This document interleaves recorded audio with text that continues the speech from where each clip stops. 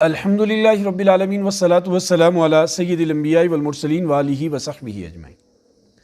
والدین کو اس بات کا خوف لگا رہتا ہے کہ بچے کسی مصیبت کا شکار نہ ہو جائیں، کوئی قدرتی آفت، کوئی وبا اس سے متاثر نہ ہو جائیں، حادثے کا شکار نہ ہو جائیں۔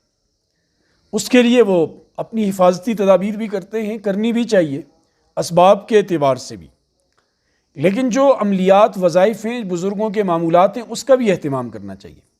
آج میں آپ کو ایسا عمل بتانے جا رہا ہوں جو مفتی تقی عثمانی صاحب کے گھر کا عمل ہے، یعنی ان کے گھر کے بزرگ یہ کیا کرتے تھے، اپنی اولاد کو حصار میں لیتے تھے۔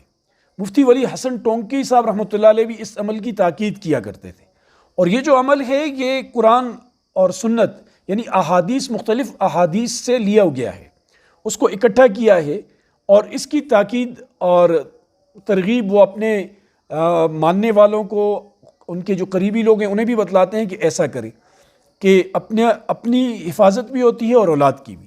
اب وہ عمل کیا ہے؟ تو بہت آسان ہے۔ شروع میں آپ درود شریف پڑھیں 3 بار، پھر 3 بار تعوذ پڑھیں، اعوذ باللہ من الشیطان الرجیم، 3 بار بسم اللہ الرحمن الرحیم پڑھیں، اور 3 بار اعوذ بکلمات اللہ التامات من شر ما خلق یہ پڑھیں، اور پھر 3 بار سورہ اخلاص بسم اللہ سمیت، 3 بار سورہ فلق بسم اللہ سمیت، 3 بار سورۃ الناس بسم اللہ سمیت اسے پڑھیں۔ اسی طرح فاللہ خیر حافظہ وہو ارحم الراحمین 3 بار اسے پڑھیں، وَأَنَّ اللَّهَ قَدْ أَحَاطَ بِكُلِّ شَيْءٍ عِلْمًا 3 بار اسے پڑھیں، اور آخر میں 3 بار درود شریف پڑھیں۔ فجر کی نماز کے بعد اور مغرب کی نماز کے بعد اس کا اہتمام کریں، پڑھ کر خود پر بھی دم کریں، اپنے بچوں کے اوپر بھی پھونک ماریں، تو انشاءاللہ یہ گویا کہ آپ ایک حفاظتی حصار میں آ جائیں گے، اور یہ مصیبتیں آپ سے ہمیشہ کے لیے اللہ پاک دور کر دیں گے۔